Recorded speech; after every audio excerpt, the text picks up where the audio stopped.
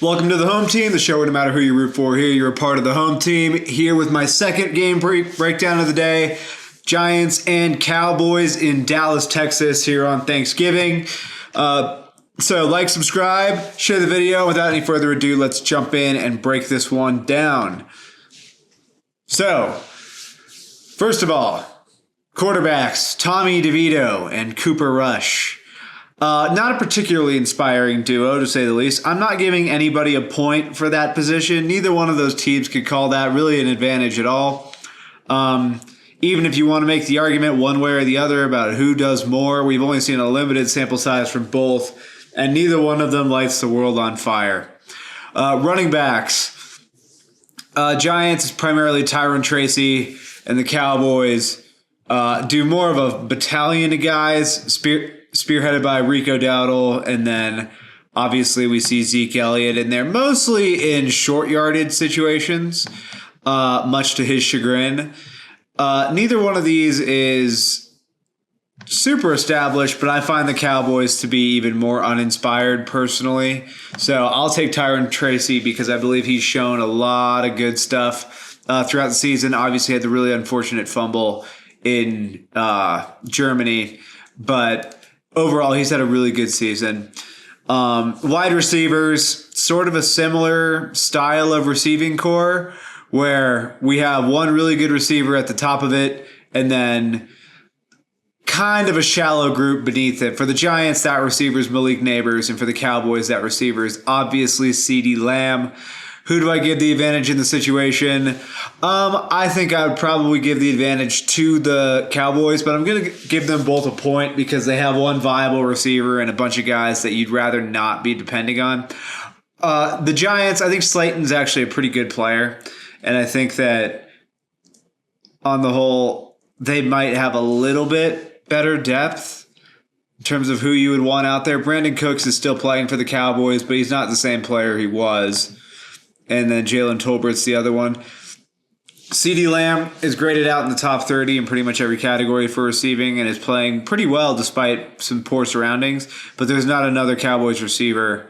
The next highest graded Cowboys receiver is graded 98th out of 127, which is not where you want to be. As for the Giants, Neighbors is graded in the top 20. And then, the Giants guys are also low down, but they're at least in like the 75 to 85 range instead of the 95 to 105 or 110 rather range for the Cowboys. So I'll take the Giants' depth slightly, but they're built basically the same. So I'll give them both a point. Tight ends. So for the Cowboys, normally you would say that'd be like Jake Ferguson, but right now it's Luke Schoonmaker. So that's exciting for them. And for the Giants, that is Theo Johnson right now. So to make a long story short on that, nobody's getting a point for tight end. Neither one of these teams really uses the position very much. And I don't think that that's something that we could be sitting here claiming like, wow, they have a hell of an advantage at the position. So nobody's getting points there. Offensive line. If this was early in the year and you could tell me that the Giants would have Andrew Thomas out there, I would tell you that we have a conversation about whose offensive line is better, especially given that, Zach Martin got banged up last week for the Cowboys and their offensive line is really young with Tyler Guyton and Tyler Smith on the left side and Cooper Beebe in the middle. I mean, it's a really young group. And neither offensive line is really playing well, I guess you could say. However, I believe the Cowboys group shows more promise more times than not. And without Andrew Thomas, the Giants offensive line has really just struggled to get it done. So I'm going to give the advantage ever so slightly to Dallas. Defensive line. All right. Two very different defensive lines here. For the Cowboys, Micah Parsons obviously is back and healthy and has played well the last couple of weeks. He's grading out in the top 10 when he plays for edge rushers, which is not surprising for anybody. And then they're just really weak in the middle, essentially. Osa Digizua is not terrible in the middle, but Mozzie Smith is graded 118th out of 121 interior guys. He's just not holding up his end of the deal. We got Chauncey Goldston on the other edge with DeMarcus Lawrence injured. He's playing well, but not a particularly impactful player. Then as for the Giants, we have the guy who I think is the best defensive tackle in football right now, in Dexter Lawrence. He plays very, very well. The other defensive tackle, however, much like the Cowboys, DJ Davidson, is not playing well for them. He actually grades 112th out of 121. So those two are right there together in the 112 to 118 range. And then Brian Burns and Kayvon Thibodeau on the edges. Brian Burns has played well this year. Kayvon Thibodeau, he's an odd case where rookie year starts hot, fizzles out. Second year doesn't necessarily play awesome, but has a good sack total. And then this year he's dealt with injuries. So I don't quite know what to make of him. I think he might be a player that has proclivity for splash plays, but is not super consistent down to down. But outside of Micah Parsons, the Cowboys aren't fielding much, and I think the Giants field a decent amount. So I'm going to give them both a point because they both have players that can make an impact, even though as a whole the units don't really do that for you. Linebackers. So we'll start with the Giants. Bobby Okereke is the one that really stands out initially, and then Isaiah Simmons is the other linebacker. He's always been in a weird position, sort of this tweener in the NFL. This goes back to his time in Arizona as well. I think that their linebackers are pretty talented. I think that they, much like I discussed with the game earlier today, they're not always put in the best position to succeed. And I also think that linebacker is one of the more difficult positions in the entire league at this point, given that everybody wants to attack the linebacker level. And with CeeDee Lamb being mostly a slot receiver, I think that they're a group that could get threatened by him. And if you find yourself in a situation where it's Okereke or Simmons against CeeDee Lamb, you're not where you want to be. The only linebacker I've ever seen run with CeeDee Lamb was Fred Warner, and that's neither of these two. I think that they're good players. Neither one of them is hugely impactful, though Okereke is a pretty solid player on the whole.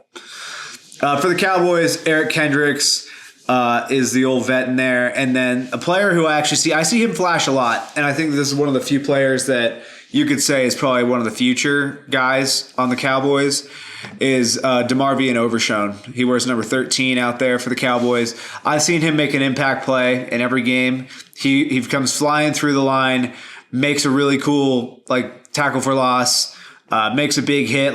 He just shows flashes. And I think that that's what you look for in a young linebacker. So Overshown is somebody to keep an eye out for, in my opinion.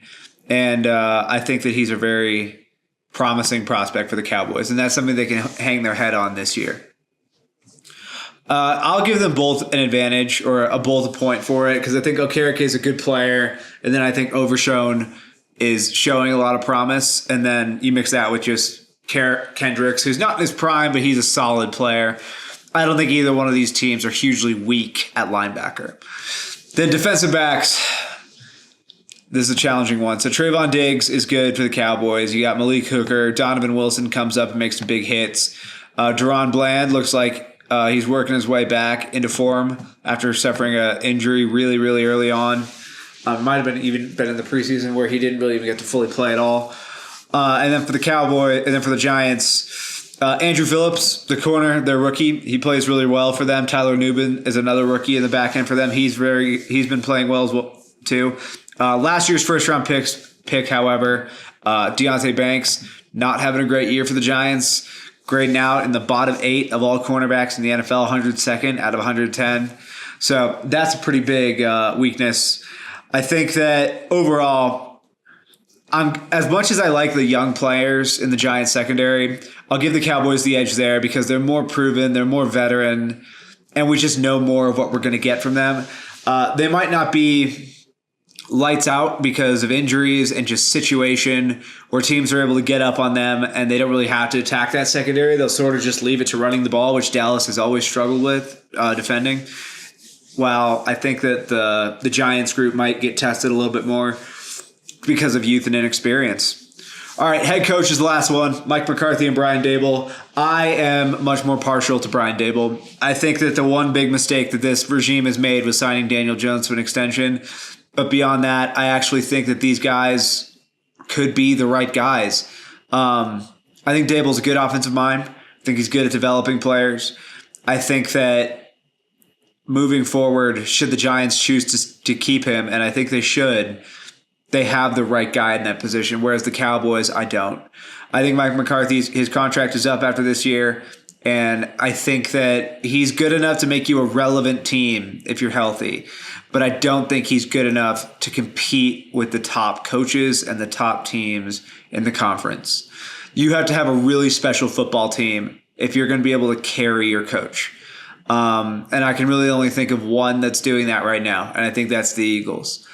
But beyond that, I think he's a good coach. I don't think he's a great coach. And I think that Daboll has the potential to be a great coach. So overall, I'm going to take Brian Daboll and give the Giants the point there. So that gives the point totals as Cowboys 6 with the home team advantage for being at home, and then the Giants at 5.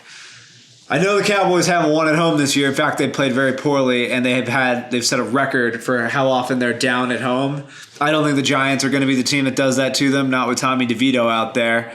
And I think that ultimately I'm going to take Dallas to win this game because I think the Giants are kind of done with the season. It feels like it after what I saw last week. Sometimes when a team has a game that they're really disappointed with, they come back and they do great things the next week.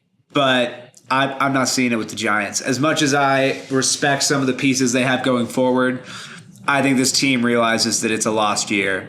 And I think that Dallas is still kind of delusional enough to think that they could compete. And given that it's two bad teams playing each other, two bad teams sometimes make a good game. And I would love it if the Giants would win, but I think the Cowboys are going to pull that thing out. So, with all that being said, thank you so much, Giants and Cowboys fans. Happy Thanksgiving. I hope you guys have a great day. I hope your teams come out of this thing healthy. And, hope everybody's still having a great day with their families, with their friends, whoever you're getting to spend this day with. Like, subscribe, share this video. Thank you so much. Peace.